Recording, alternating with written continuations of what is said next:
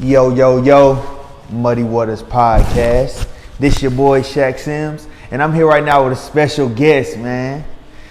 You already know it's your boy Lamar. Yeah. From Art Health Matters. Yes, sir.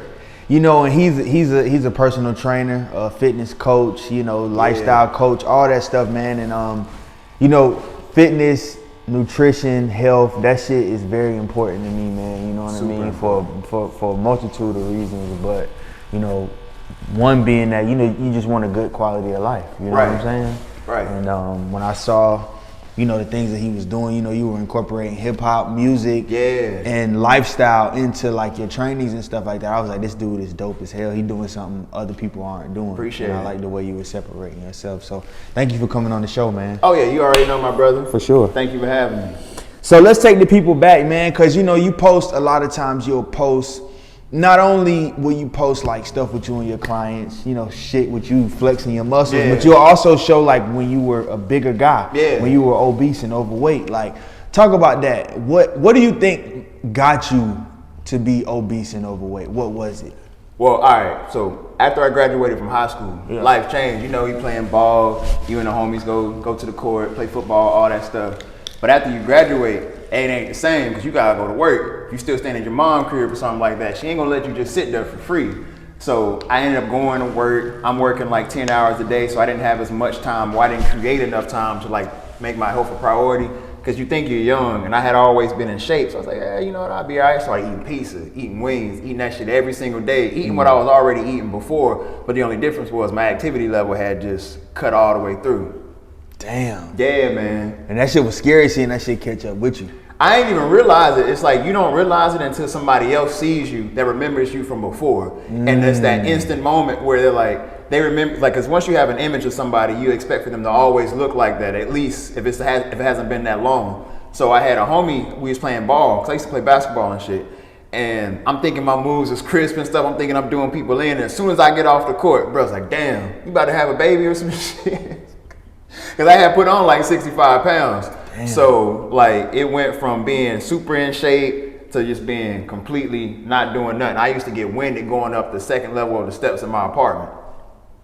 Damn. Yeah. Did you have any like health issues? Did any of those start to develop, or was it just like? It hadn't been that long, because I was maybe only out of shape for maybe about like 2 years. 2 years. But it hadn't gotten, so it didn't progress to that point where I needed like medicine or any of that. Because I was, at my peak, I was maybe like 220. No, actually, no. I was about 225, 230. Yeah. So it wasn't that bad yet. How did you feel though? Did you feel like, cause I was a similar way, like, my weight in my lifetime, it like, fluctuated. Like I was a little kid, I was a skinny kid, then I got big, then I started playing outside more, playing in the neighborhood, then I lost weight, got slim, and then niggas started going off campus for lunch, and then I started eating McDonald's every day, then I got chubby, and then just over time, my weight just started going up and up and up and up, and then when I became an adult, I was just really fat. Right. You know what I'm saying? Like, I know exactly what you mean. So with that being said, like, how did you feel? Because I know when I had put on all that weight and I looked back, I was like, damn, bro, like I'm really fat as fuck.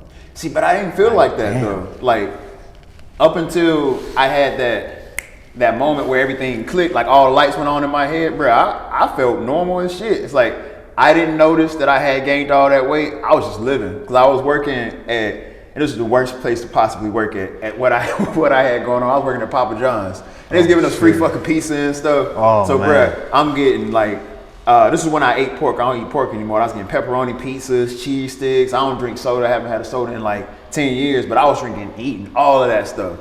So it was day in, day out. So I go to work, get excited. I wouldn't even eat breakfast because I would eat pizza for lunch, pizza for like a snack, pizza for a dinner. And it just became normal because it was every day. So like, I normalized it. Yeah. You probably was shitting like every other day, nigga. You had like to be. 3 times a day, bro. 3 For times a day. all that cheese and bread, man. Man, I was killing that shit. And I ain't even noticed. And like, you gotta buy clothes and stuff. So my clothes, I was consistently growing out of my clothes. So I'm like, man, all right, time to get some new clothes. Like in my head, I didn't put the 2 and 2 together. You buying new clothes and shit because your ass is eating all this damn pizza. I'm just going for it. Yeah. And I didn't notice it until somebody else said it to me because I thought it was normal. Because you normalize certain stuff, it becomes your routine. Especially in the black community. Oh, bro. yeah. We normalize, like, you know, I remember back in the day, niggas used to say, you know, they say I'm getting fat, guess I'm eating good. You know, Yo Gotti said that fucking line, and it was like, they you know. It to the heart. Yeah, they took it to the heart. And I did too, you know, I was getting big, you know, because in a sense, you are growing into an adult. You're making more money than you were before. You can do things that you want to do, so you are essentially eating good, but you're not eating good for your body. People gonna come up to you, and that's usually like your family members. Because I was skinny, it's like, oh, you putting on some weight now. You looking good. You looking good. They'll hype you, and then you'll go based off that compliment. It's like, oh yeah, I do look good. Putting on your extra large T-shirt and all that shit. Yeah, sweating like a motherfucker. Right, sweating like hell. You got a sweat rag in your back pocket, bro. Gotta make sure you bring deodorant with you because you sweat like a motherfucker. You gonna stink. That shit fucked up, man. Yeah, it is. And it's like, I think that's the surreal thing is when I go back and I look at that, it's like, man, I didn't have half of the knowledge I have today. I was like, damn, I was really living like this every single day. I'm glad I woke up when I woke up, but like, it's different, man. What age did you wake up? 20, right before I turned 22. That's good, man. Yeah. That's real good, bro. Like, and I'm gonna ask you why it was that you woke up at that age, but for me, dog, I didn't wake up until I was like 24, 23, 20. That's still not 24, that bad, though. 22, 23, 24. But it was like a slow process, you know, like I remember at a point in time, I literally like made a conscious effort that I was going to do what I wanted to do, and I was going to eat what I wanted to eat. And I didn't care if I gained weight or didn't. I remember that, like me literally digging myself into this hole. And for people out there that's, you know, going from skinny to obese or overweight or fat, like you literally consciously are doing it to yourself. You just don't realize you're doing it. Like, you know, like you ever talk to somebody about diet and they're like, I know I'm not supposed to be eating this. I know I'm not supposed to be doing this, but I just can't help it. But it's like, bro, you know what you're doing is killing you, but you're still doing it. So me, I consciously knew what I was doing was hurting me, but I still didn't give a fuck. You know what I'm saying? I just kept doing it. And it's interesting you said that because I was the complete opposite. Yeah. Like, I didn't have the information. So I'm thinking that what I'm doing isn't that bad. Like, because I think there's three different type of people in the world. There's the person that knows, it's the person that's unaware, and then it's the person that's just like somewhere caught in the middle. It's like you know enough to do better, but you don't know enough to continue to do it. Like I was completely oblivious to everything that was going on, and it's just I didn't have a healthy relationship with food. So I feel like if you don't have a good relationship with food, you don't know how to treat the food that's going into your body. So it's just like if you were in a relationship with your girl in a or if you're at your job or something, if you don't put a little effort into it and like start to think about it, you'll never grow into that relationship. So like I wasn't growing with my relationship with food. I was like, man, moms will order pizza, moms will order wings. So I'm recreating what was created for me. I wasn't breaking any cycles yet. I was just doing what was already established. I agree. You know, for me, I never, you know, my relationship with food was fucked up too. You know, like as a kid, my father, you know, he was one of those parents that was like, you can eat what you want to eat. Like, you don't gotta ask. Like, you can get what you want. We go to the grocery store. He's grocery shopping for me. My mom was the same way. EBT come, like she grocery shopping for me. Whatever you want, you know. And it was fucked up because as I got older, those same habits started to catch up with me. But it was like, I remember being 18 years old, and the first time it really clicked for me that food can be harmful was pork. I remember because, you know, I had never had health insurance until I became a grown man. You feel me? So anytime something was wrong, I would go to the emergency room. I remember going to the ER and they checked my blood pressure and they're like, "Oh, your blood pressure kind of high." I'm like, "Damn!" And then my mom. That's when I found out that it was hereditary. So I was like, they said pork makes your blood pressure high. So I said, you know what? I'm not gonna eat that shit no more. And I stopped eating pork like almost 10 years ago. And that was the first time I started to really realize what food did to you. But it didn't really click 100%, but it was like I made a correlation between. You had one foot in the door. Food, bad shit. Food, bad, like, you know what I mean? But then it didn't start to click to me until years progressed on and on and on. But yeah, man, I literally made a conscious effort that I was gonna do what I wanted to do and eat what I wanted to eat. But you caught on early. Yeah, I caught on after I slipped. And it's funny that you were saying the thing about like your mom and doing grocery shopping and stuff, because I had an auntie. She was an amazing lady. And whatever I wanted to eat, bro, I could be like, I want to go to McDonald's. I remember one time, bro, this shit was so wild. I was like, if she had the energy, bro, she would take me to 2 different spots. Like, I was like, hey, auntie, I want to go to McDonald's. I would get 2 double cheeseburgers, tall stack of fries, a milkshake, ice cream, apple pies, and all that. My fat ass would eat that. And then right after that, I'd be like, hey, can we go to Sonic so I can go get the same exact stuff? And if she had enough energy from her job, because she would always pick me up right after she got off from work, we would go eat more. And it was just normal. She would eat with you? No, she wouldn't be eating it though, because she was a petite lady. Like what would happen is she would order some stuff, and what she wouldn't eat, because she'd only eat a couple of bites out of everything she had, right over into my plate. And you know my ass. Fucking it up. Fucking it up. I'm like, man. And my mom, like, we never learned anything about nutrition, because the way she looked at it is like, because when she grew up in a household of 5 people. I grew up in a household of 1 person. Then my sister came 14 years later.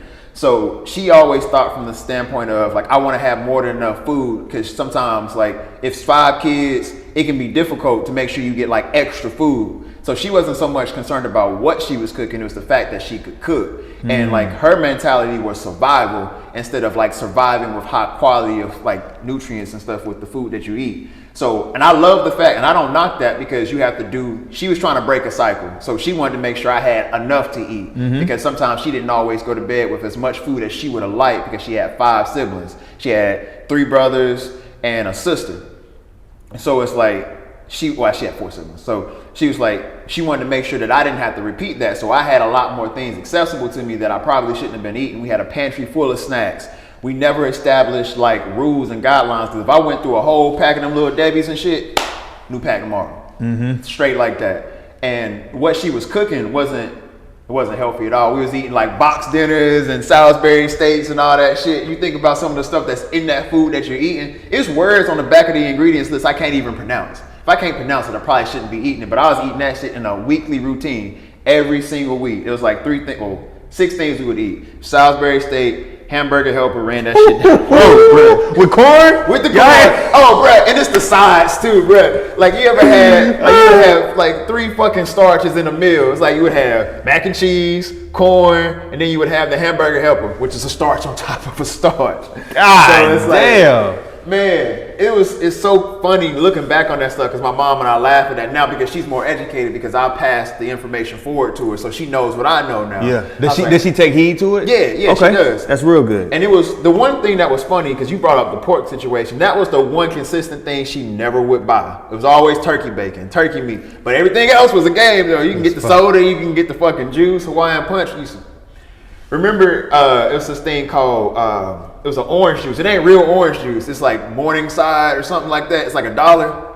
I know what you're talking about. We used to kill like that Sunny shit. D. Something like but the all-brand version of Sunny D. All-brand of Sunny D. Fire. We used to drink that shit every morning, bro. But then you get, as you become an adult, because my mom used to say, like, eating healthy is expensive. But, you know, sometimes people create narratives for us and we follow it blindly, not doing any research on our own. And I was like, oh, okay. And I started repeating that shit too. Like, oh yeah, you know, it's hard to eat healthy because you're working with a budget. But then I started looking at it. It's like, actually, it's a little bit cheaper to eat this healthier shit than it is the stuff over here, because there's more nutrients in it, so it stays in your system longer, versus the empty calories where you're eating and you gotta consistently keep eating. Keep eating. But you don't know that if you don't do the research for it. You gotta look at the price points of the stuff that people say is expensive when it's really not that bad.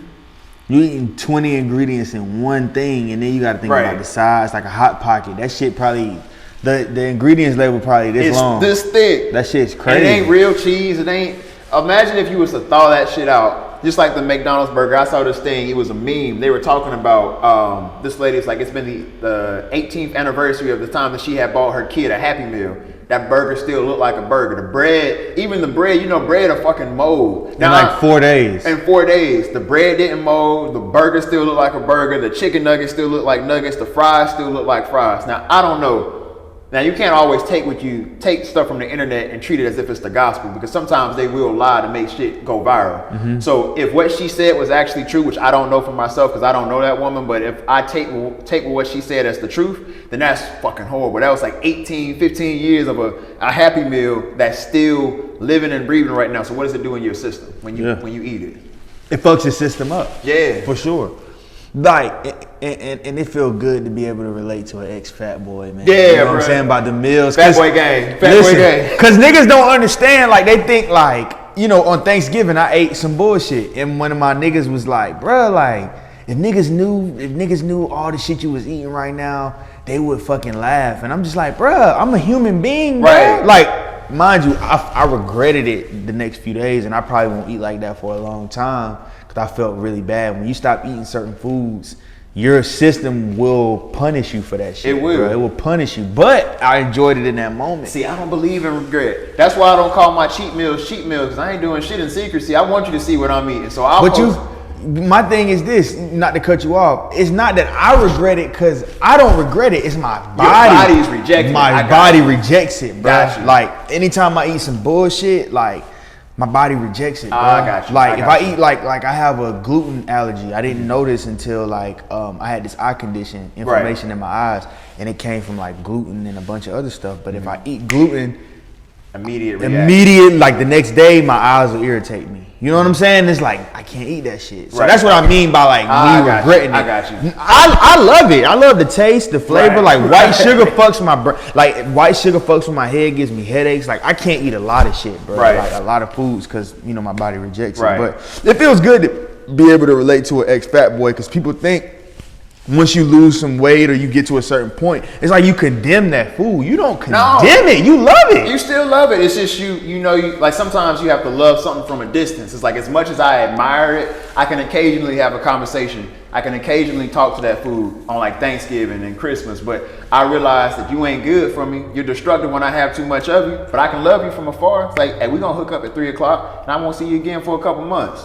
And that's it. Mm-hmm. Yeah. Love-hate relationship. Sometimes you love the thing. Sometimes you hate the things that you love, and that's even with people. Sometimes you may love somebody, but they may do certain things that you strongly dislike. Because hate is a strong word, but you got to kind of be aware of it. Facts.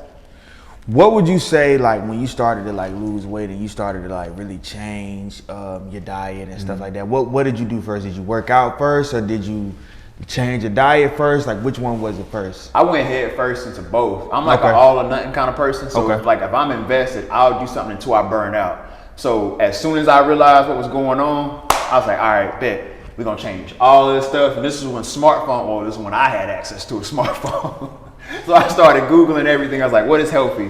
What is this? And then I found out what the 50 superfoods were. And I studied that list. So everything that was on that list is what I bought. Then I went to recipes. I was like, well, you know what? I'm going to take out some of these saturated fats and stuff. Some of the stuff that I don't need. I end up figuring out what like unsaturated fats were, monosaturated fats. I started understanding what good fats were because, you know, in the hood, you say, oh, I'm trying to cut fats out. They don't know what you're talking about. They think you're talking about just like fried foods and shit, but there's good fats and bad fats. There's a whole lot of different stuff that I didn't know about before. And it's like my mind was just blowing up. I was like, oh man, there's so much different stuff that I could be doing. There's so many different ways that I could cook the same foods that I enjoy, but I can make it healthier. And then as I was doing that, I started researching workouts. And once I started researching workouts, it went from there. I went from eating horrible and not doing anything in terms of like the gym and stuff to like full blown everything. I'm gone. You just trying stuff. Everything. I was like, the thing that I used to do the most was like, I went to, I don't know if you know who Henry Cavill is. Henry Cavill is the guy, he's the actor that plays Superman. Okay. So him and you know, what's Bruh's name? You've seen Wolverine before, right? Yeah. Hugh Jackman. I used their workouts like it was the Bible. Every day, I'm doing the same exact stuff that they were doing. I was like, I don't know if it's gonna work for me, but it worked for them, so it's worth a try. So that's what I was doing, and I followed everybody else's instructions long enough until I had enough of insight to create my own lane and start doing things that I wanted to do and not what was told to me. Yeah.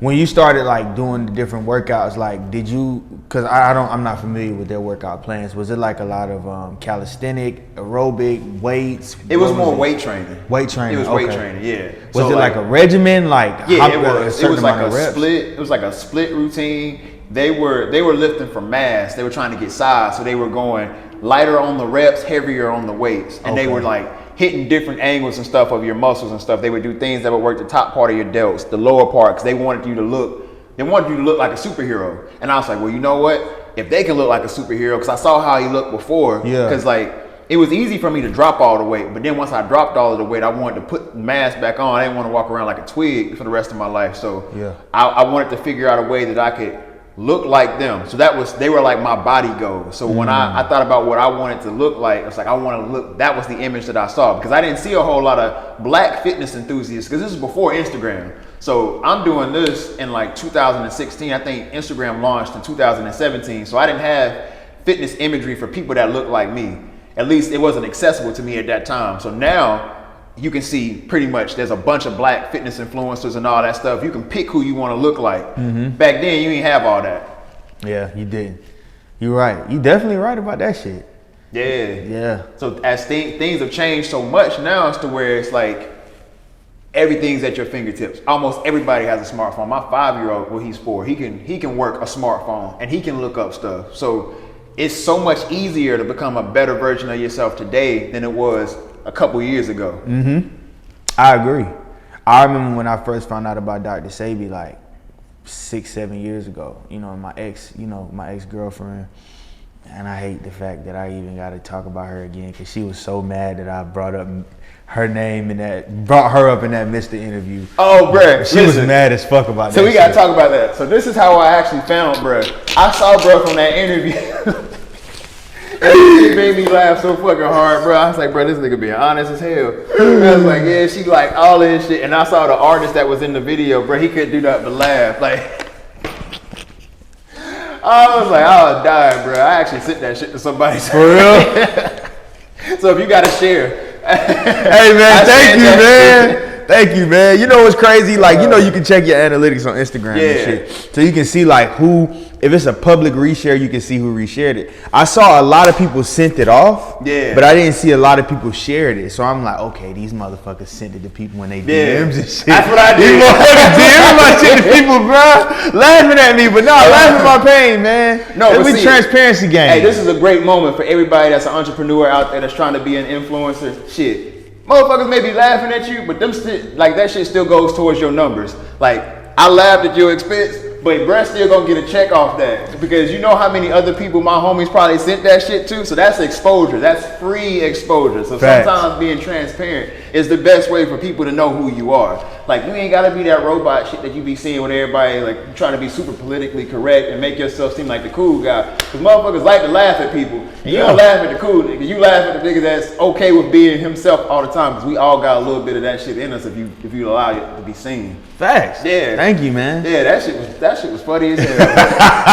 Hey, you gotta laugh at yourself, man. Right. Like, that's we all the first go step through to growth. Yeah, you gotta laugh at yourself. Like, why be sad about some shit that you did or some shit that happened to you? It's okay. Right, let that shit go. Let it go, beloved. Yeah, let it go. Laugh at it. Bring her name up. You ain't say her name, but you can bring the situation up. You ain't gotta put their name in it, but bring that situation up, grow, and have a good time. Facts. I tell stories like that all the time. I'll tell you an embarrassing story that I had. All right. So I was in 7th grade, right? And there was this chick, bro. I thought she was the baddest thing ever. Now I'm gonna give you hindsight and retrospect. Now, looking back on it now, she wasn't that pretty. Yeah. And then, like, I saw a picture of her within like the last couple of months, and I ain't trying to ish on her, but like the way my 12-year-old I saw her, I thought she was fucking Carrie Hilson.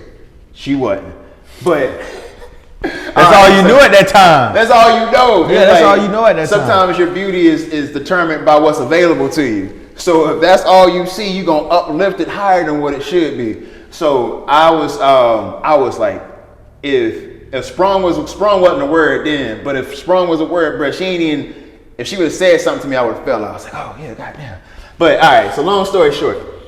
So I made Shorty a t-shirt. This is right before Christmas. Bro, I'm working with a limited budget now, so you gotta hear me. You gotta feel me on this. One nigga made a t-shirt. So I made a t-shirt. Yeah. Bro, it wasn't even a fresh t-shirt, but it was my favorite t-shirt. So I was like, maybe she might find some value in the fact that I find value and this is my favorite t-shirt. Remember when you used to have to wear double shirts and shit? This was the one that would stay crisp on your neck and shit, so you wouldn't have to worry about it flopping down, so you wouldn't look like a goofy. So I wrote on that t-shirt, I was like, Kiana, will you be my girlfriend type shit? But I ain't looked to see what the armpits and all that shit looked like. So it wasn't like, I've had this t-shirt for like 12 months. It's like I had wore it maybe like 12 times or less. So it didn't look bad, but it didn't look super fresh. Was it a white tee though? It was a white tee. Fuck. Man, I got markers and shit. Bruh, I'm like, now, in my head, when I'm rapping this shit, I'm kill the game with this shit. She gonna love this shit right here, bro. And I put a note in it too. And like I told her, I was like, hey, we about to go to Christmas break. Don't open this shit, because just in case the shit fail, she'll probably forget about it. This is what I was saying to myself. I was like, hey, listen, if she open this shit and this shit is a dud, there's 2 weeks she gonna probably forget about that shit. She ain't gonna bring it back up. But bro, we in the damn line to go to the buses and shit. Tell me why she opened that shit. Hold it up, look at it. It's like, what is this? Then all the girls and shit came over there. She's like, this nigga just gave me this dingy ass t-shirt. Nah, it wasn't really dingy. But to her, it was dingy because it wasn't a fresh tee. Yeah. Oh man, that shit. I laugh about that now, but I'm gonna give you my redemption story, because now it's always redemption, a baby. redemption story. When you grow and you become that nigga, look at him now. Look at him. It changed. Yeah. So peep this out. So feel the muscles, man. Yeah, bro. You know what I'm saying? I see you, my nigga. I see you. So what happened was, it's like, so she left when we went to high school. So I haven't seen her in like 4 years, I think. Last time I saw her, I was 12. Then the second time I saw her again, I was like 19. And at this point, I hadn't got out of shape yet. So like right after I graduated, for a little bit, I was still that dude. So she's like, oh hey, I want to hang out. We should do this. We should do that. I'm looking at her. I'm like, man, you curved me something serious. And like, I was like, see, the best thing for me is I don't have to match your level of pettiness. I've always been like that person. It's just like, cause you know, like in the hood and shit, like they always tell you should match whatever level somebody gives to you. And it's infectious, and I feel like negative energy is infectious. So why would I knowingly put a virus in my body that could be destructive to my mind if I worked so hard to clear it of all that bad shit? So I was like, you know what?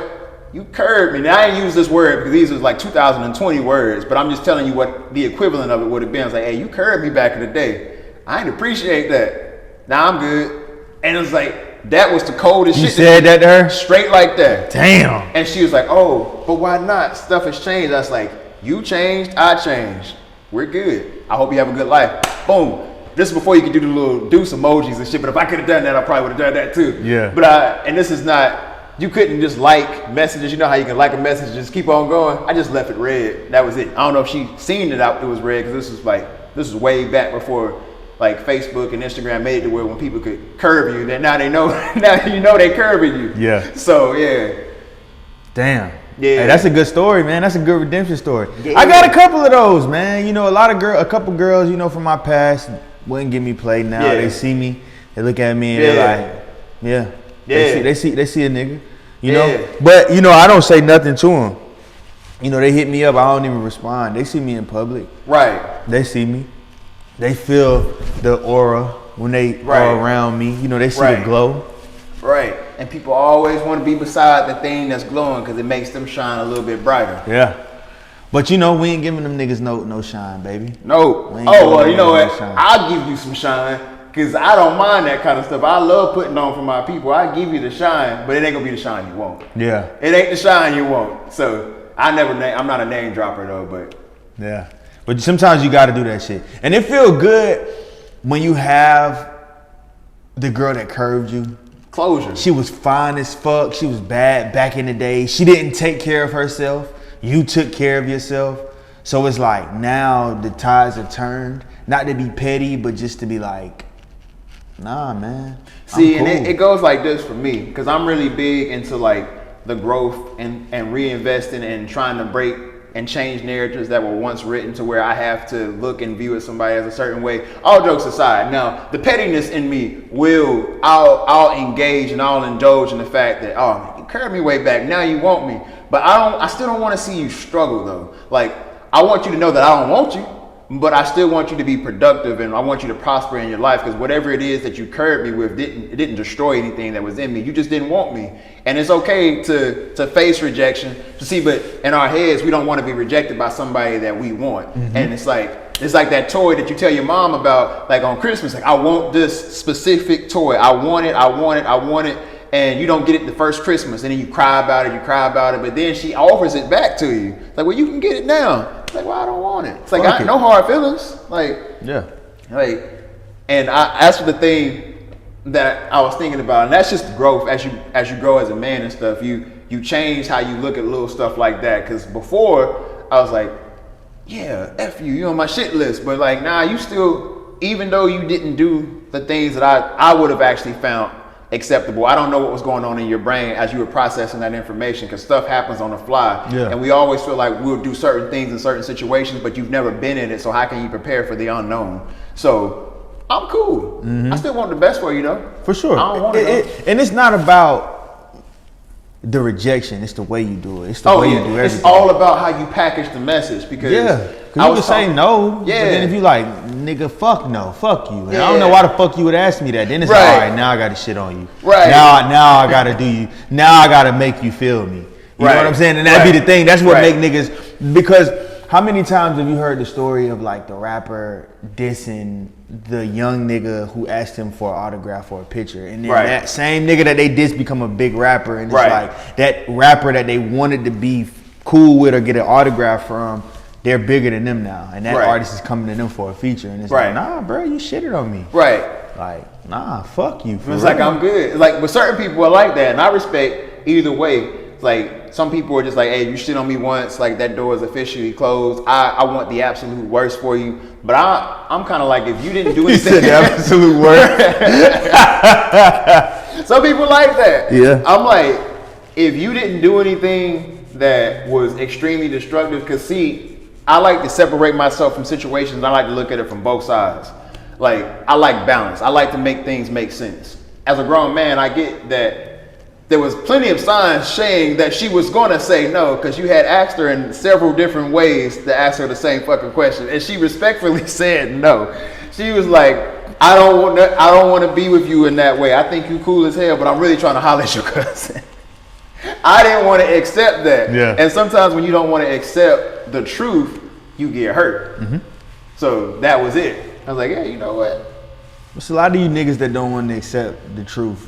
Yeah. You know what I'm saying? A lot of you niggas need to stop eating them biscuits and them cheeseburgers and all of that bullshit. You know what I'm saying? Them steak and potatoes. My nigga, let that shit go, beloved. Find comfort in something else. Like, that's the thing. And like, you know, as in the hood and shit, as a celebration, like even if it's like, so for a celebration and for a death, what's the first thing people want to do? They want to eat. They want to bring you food. Your cousin died.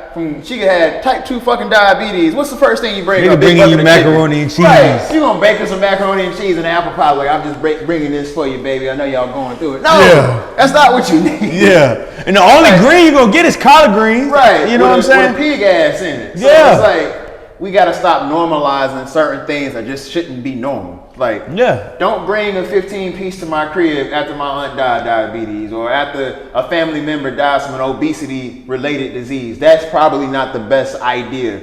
But you know, if you bring some healthy shit to somebody, oh, what you trying to say, I'm fat? That's the first thing. It's like, well, why we gotta word it like that? Why can't we just say we're trying to get healthier? We gotta kill that narrative, bro. Like, you know, I feel like with this generation, people our age, like once, you know, like people our moms and dads' age die. Yeah.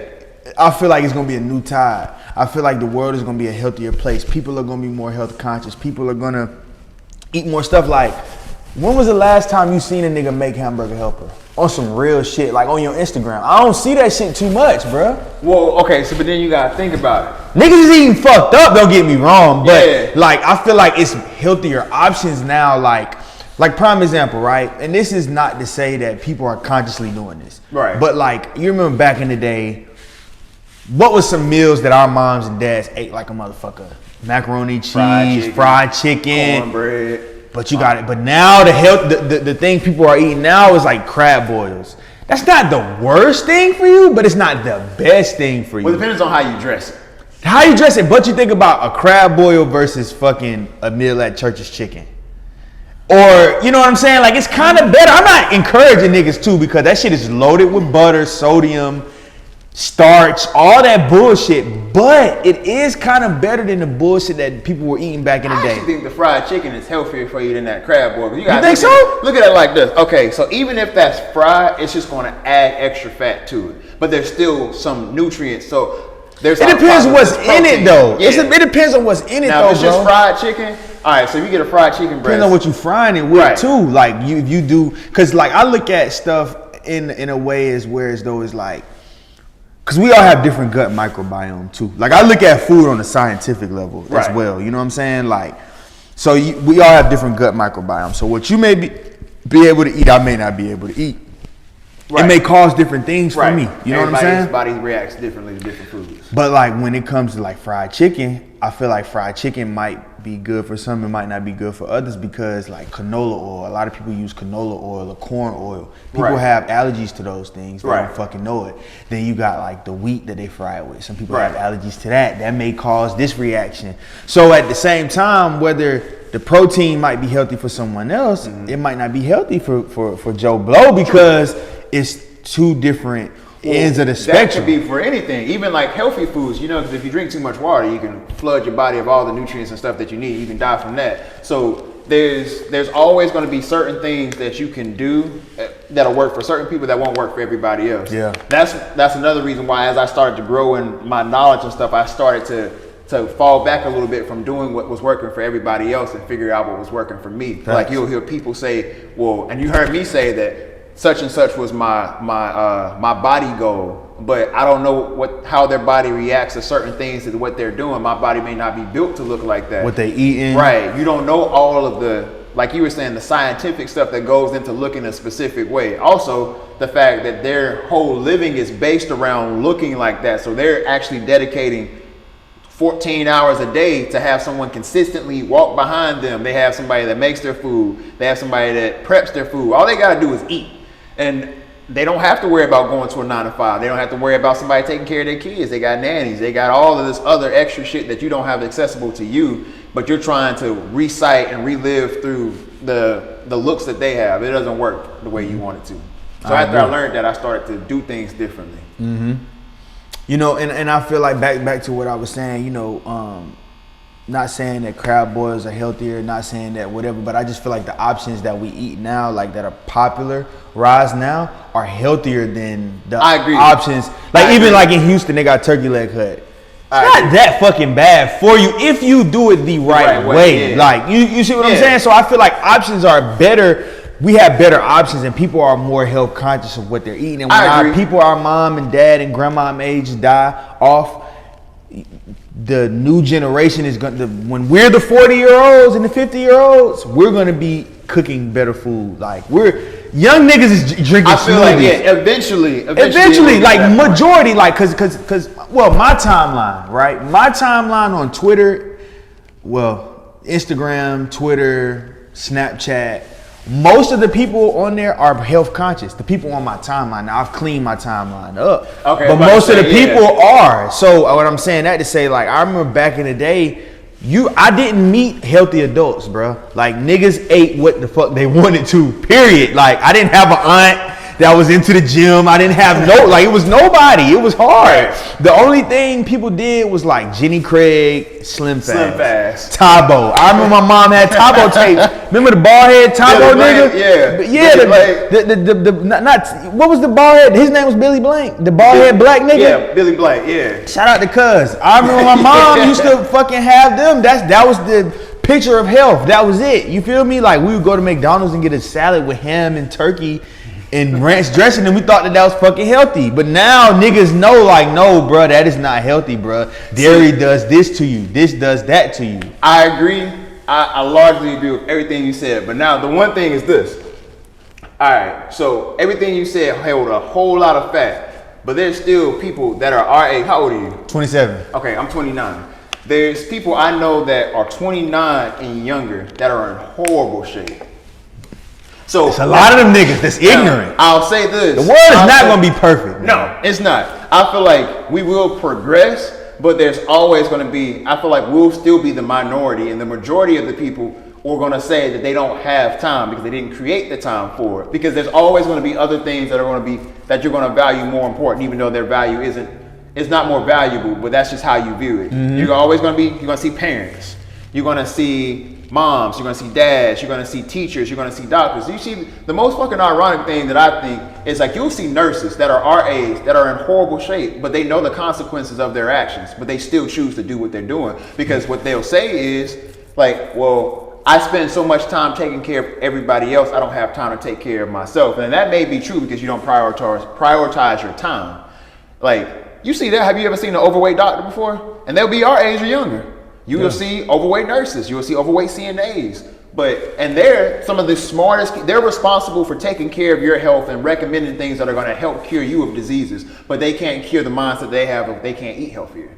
I feel like the healthcare system is different though, bro. Like doctors, nurses, I look at them differently. Okay, I'll give you another example. I look at them differently. But I get what you're saying though. No. Trust me, I do. Okay. So don't think what you're saying got lost on me. But my whole viewpoint on doctors, nurses, and all of that stuff is different. But I agree with you. Okay. I agree. 100%. Give me an example. You got to give me an 100%. example of like someone that does not apply to, like with teachers, policemen, lawyers. What do you think about them?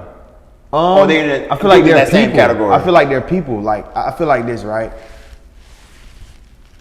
Okay, I got one for The you. way that they view health is not the way that health really truly is. To me, like I feel like the standard textbook view of health is not what it is. Like I remember I had an eye condition. I always go back to this eye condition, right? I went to so many different specialists. I went to so many different doctors. Right. I went to so many different people, and like all they did was blood test me.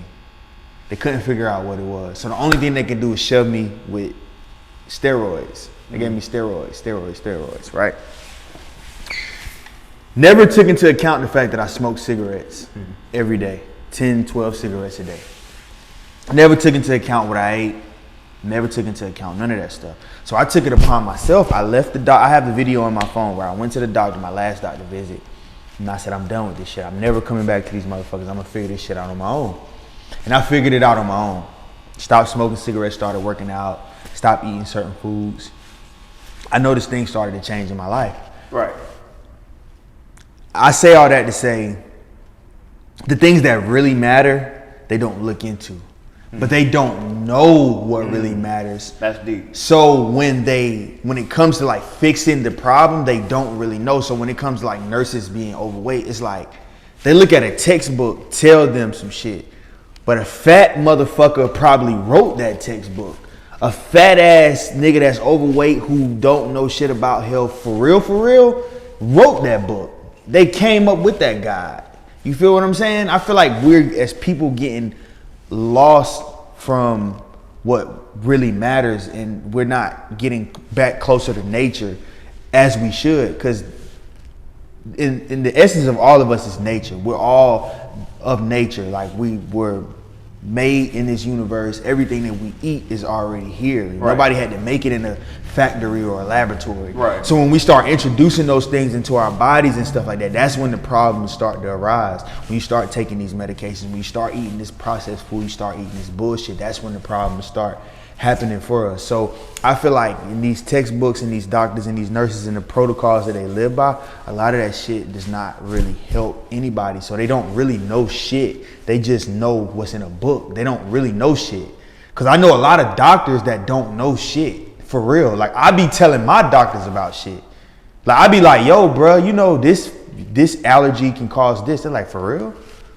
Like I remember, I'm gonna give you an example. I went to my eye doctor, right? Shout out to Dr. Kelly Hines. I love her to death. You know what I'm saying? I went to her a lot when I was going through my eye condition, because anybody knows anything about uveitis, you can go blind from it. Like it fucks you up really bad. I remember going to her, right? And I started like just trying different stuff to help me. She saw me when I was in bad shape. I didn't go back to her until like 4 months later to get an eye exam. I couldn't see out of my left eye at all. And then I came back to get an eye exam and get new glasses. So that tells you like how much I rebounded myself from this eye condition. And she was like, how did you do it? And I'm like, oh, I quit smoking. I started exercising and I stopped eating these foods. She never recommended none of that shit to me. She's 50, 60 years old with 30 something years of experience in this industry, but she couldn't tell me to try these foods. All she could tell me was take these steroids and call me and let me know how you feel in 2 weeks from now. They don't really know shit because somebody who wrote the book didn't know shit. The whole curriculum is built off motherfuckers who don't really know shit. They just know if you take this pill, this could happen and this period. That's all that you feel me? They looking at 1 + 1 = 2, but that's not the case. Because people look at, and I'm not trying to make this a rant, but because this really like means a lot to me, you know what I mean? But like, I want people out there, if you're watching this, right? If you don't believe food is powerful, think about a pill Where do you put a pill? You put it into your mouth, you swallow it, it goes into your Right. stomach. If you don't think the food that you eat can cause you these problems that you have, or can help the problems that you have, stop taking pills. Because a pill goes into your stomach the same way food goes into your stomach, a pill goes into that. Period. So, yeah. Yeah. I agree with some of the stuff you said. I can't necessarily say I agree with all of it, but I definitely understand and I feel what you're saying. Yeah, for sure. Because I do think that sometimes we expect for other people to have answers for us that we can't answer ourselves. So we're more comfortable with somebody else saying they don't know than trusting the fact that we could find something because they did go to school, and they're like, sometimes you believe because somebody has a degree, they're smarter than you. But that's not necessarily true because there's a lot of idiots that have degrees. Right. And there's a lot of smart people that didn't graduate from high school. That's how you will see that. I don't know if it's the same way in your school system, but there used to be this thing called gifted and talented, like the GT kids. And they were supposed to be the leaders of tomorrow or leaders of today. And they treated those kids differently, and they treated the other kids like they weren't going to be shit, like they were going to be little fucking delinquents. Now, those same kids that were in those gifted and talented programs, they bag groceries at Walmart. And then you see somebody, like, not to boost myself up, but I work for myself. But salute. Right. Say that louder. So you got to work for yourself, baby. But that's not to knock anybody that has to follow somebody else. I like that, man. I like that, though. You work for yourself, bro. Right. It's something different to say that now there is responsibility with that. It's always cool. Like everybody says, oh, I'm self-made, I work for myself. Man, I wear like a fucking million hats. Like this is the reason why work is never over. Like I'm shipping, I'm marketing, I'm the trainer. I got my own clothing brand. I do like meal preps. I do a whole lot of different things. So being a boss is cool. It's so cool to fucking say I'm a boss.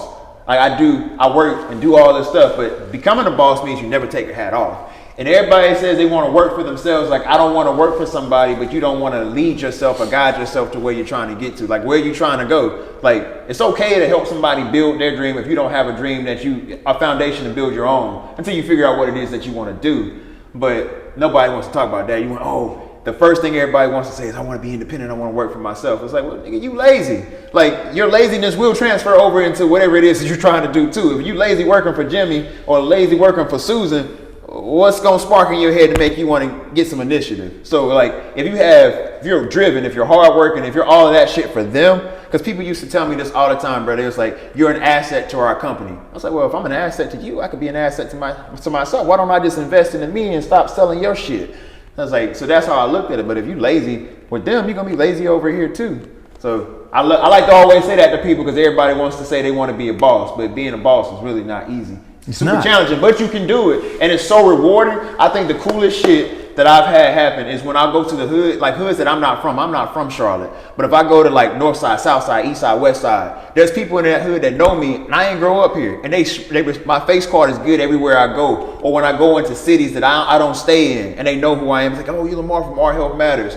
Or when I was selling shirts, I still do sell shirts, by the way. I reached, I think, 36 different states. And I ain't never been to some of these states that I sold shirts to. I like this nigga, man. Like, I ain't never even I like been you, there. man. I ain't never even been I like there. how he like. I like how, not to cut you off, I like how, you know what I'm saying, you telling these stories and shit, but then you'll like pat yourself on the back. Right. I love that shit, bro. I love it, man. I love it, bro. It's like, I love that's it. cool. I It's love like, it. It's so rewarding. I think it said like, 36 out of 50. Yeah, 36. I'm over half, baby. Yeah. But it was work. It was work. It wasn't easy. And I like to always give proper context because people will tell you about the glamour, but they won't tell you about the struggle. Mm-hmm. Now, the struggle is I did have to stay up at like 3 o'clock in the morning knowing I had to go do some shit. At like 7 o'clock, I'm working off for 4 hours of sleep, but it's the grind that motivates me. It's the hustle to know that one day that I'll be remembered for what I'm doing today, and that's building a legacy. Like, everybody wants to be remembered for like doing extravagant shit, but they ain't doing the little shit. Like, I used to tell people I wanted to be the best trainer in my city. Then I wanted to be the best trainer in my state. And I wanted to be the best trainer in both of the Carolinas, South and North.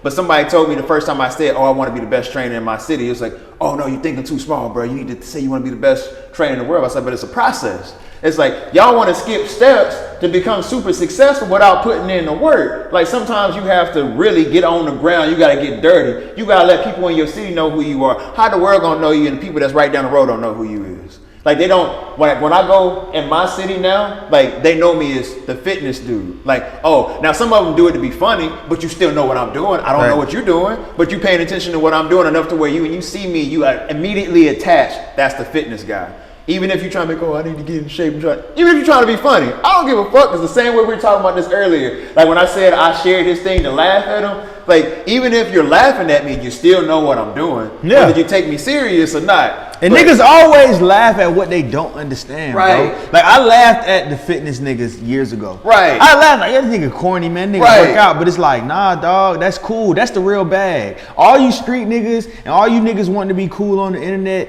sitting with your pot bellies and eating Philly cheesesteaks and your stacks of bread that's probably going towards your rent. Like, that's the thing you'll never see me do. Yeah,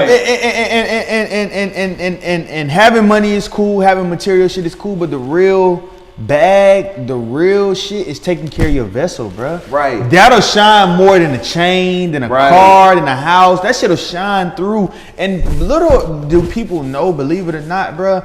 Like when I started taking care of my body, bro, I started to get rewarded in so many different things. God started to open so many doors for me because God created these vessels for us, and you have to protect the things that God gave you and cherish them. Right. So once I started cherishing my body and taking care of my body, I started to be rewarded tenfold. And I'm not saying, oh, I got a bag or this came or that came. Like I started to be rewarded. Like my sleep improved. Right. You know what I'm saying? My how I felt improved. Quality of life. Quality of life, bro. You just great. You're more grateful. Right. You literally, when you take care of yourself, you feel more. I remember sitting in my bed a couple times drinking tea, because I drink tea at night before bed. You know, hot tea. And I was just like, man, it just feels really good to be sitting right here, right now in this moment, being at peace. You know what I'm saying? I'm doing something for me, bro. This shit feels good. People don't understand how valuable peace is. It's like, and once you start taking care of your body, you realize it's like it's a chain effect. You realize how valuable everything else is. My time is valuable. My energy is valuable. My energy is so valuable to the point where I'm not trying to match any negative energy, because I know that by myself, I'm this. That's why I don't engage in like stupid shit where you argue with somebody for 15 to 30 seconds. Now I've seen people get killed over 30-second arguments. I've seen brothers get 50 years in prison for 30-second arguments that if you just walk away, if you weren't so sensitive and if you were better with like your mental, because we talk about physical health all the time, but I'm just as big of an advocate for taking care of your mind and taking care of your spirit, because as you grow physically, you gotta make sure you're growing mentally and spiritually, or you're just gonna be a big dummy. It's like you can lift all the weights in the world, but you can't lift off somebody saying something to you that's derogatory, that's a 15-second like insult. Like if we took that, mental health is a big thing we don't talk about in our community enough. Huge, bro. And the fact that, you know what we usually call, what's real to you? People, when I was coming up, people would be like, this makes me real because I'm not in control of my emotions so much so that I can explode on you, because I don't know how to censor myself down because I'm not a grown ass person. I could be 30 years old. Like we consider somebody being loud. We consider somebody being violent. We consider somebody being destructive real. All that makes you is you can't control your emotions. And if you can't control your emotions, you're always going to have somebody testing you. You'll never be able to get to where you want to go, because as soon as somebody says something you don't like, what do? You got to keep it real. And being real means you're unfiltered and you're raw. And think about this. If you're a successful businessman or if you're a successful businesswoman, what's the first thing that you usually have to do? You have to figure out a way to say things to where you don't always offend the person that may be trying to help you. You can't, if your client says, oh, hey, I'm gonna be 30 minutes late, man, fuck that. I hate when people are late. It's about how you package it. And if you can't control your emotions, you can't control anything that happens to you. Well, you can't control what happens to you, but you can control how you react to certain situations. Mm-hmm. And like, energy is everything. Those people that react those ways and act like that. Yeah. Bruh. What do you create your own chaos. Right. You create your own chaos. That's just people, bro. We don't realize we create our own chaos. Right. Like if things are in your life, like if you're in prison or if you're in a situation where you've done something to harm somebody, or you've done or bad things have happened to you in your life, and us as black people, bro, like we're disproportionately affected by mass incarceration in prison and stuff like that. So I'm not saying it like that, but sit back and think about how you contributed to the situation that you're in.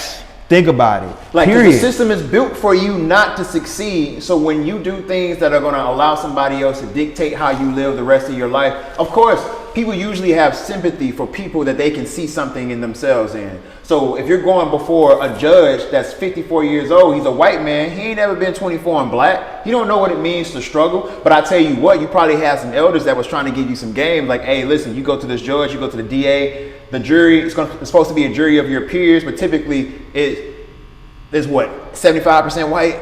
Like, or it's like some suburban people that can't identify with the culture that you came from. So you expect for these people to have sympathy for you when they've never experienced what you've gone through.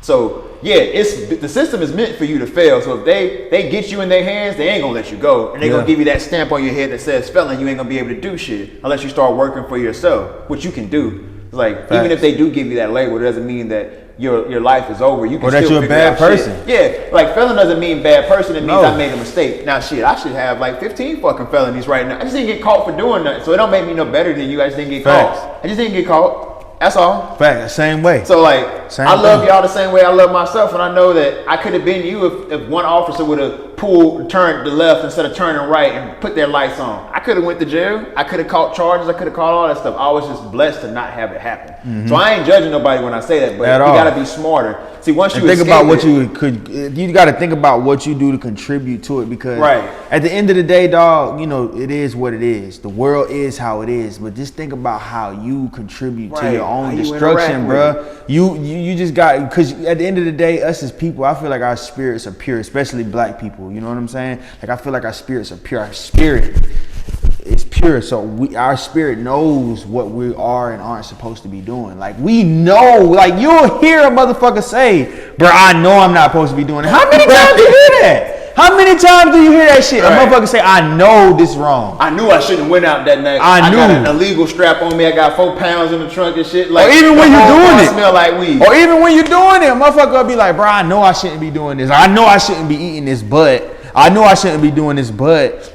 Or how about those people that know what? I know this is your favorite thing. You're a fitness guy.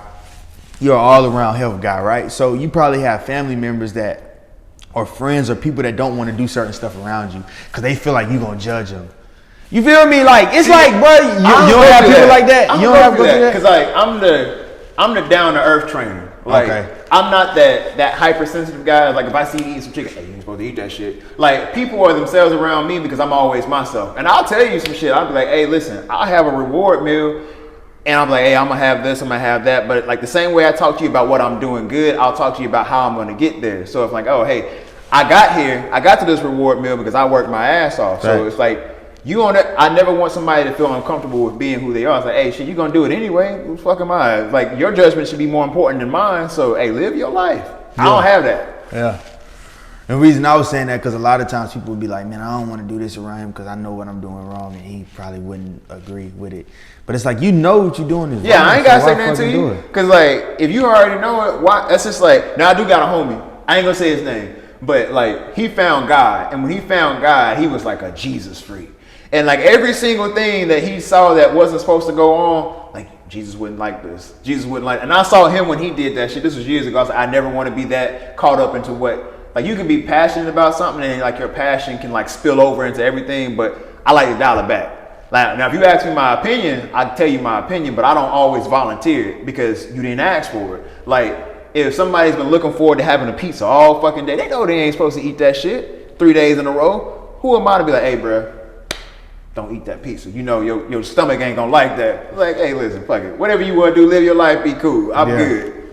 Yeah. So even when my clients come in here, like, we talk and we have like real conversations, and I feel like that's how you get results. Like, someone shouldn't be intimidated to tell you that, oh, hey, I'm thinking about doing this. I'm like, well, all right, so this is how we're gonna balance it out. We're gonna try to counteract what you plan on doing. So we're gonna increase this and decrease that, so you can still get it. Because I mean, it's really not about it's about how you eat what you're eating, because it's about calories. Because you could have one shitty meal that's like maybe 300 calories, and it doesn't completely throw you off because you have a certain amount of calories you need to have per day. Mm-hmm. Like, if you educate them on what's going on, and that's what I do, I'll tell them, hey, well, you can have certain stuff, it's not gonna kill your diet. Like, me eating 10 cookies for 10 days isn't gonna make me not have a 6-pack. That's just how it goes. Because If that cookie only has 80 calories and I need to have 24, that's like what, less than 1% of what my actual value is. Now you can't have 30 fucking cookies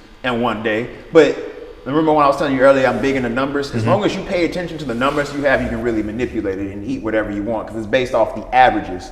Like one bad grade in school doesn't flunk you out of the class.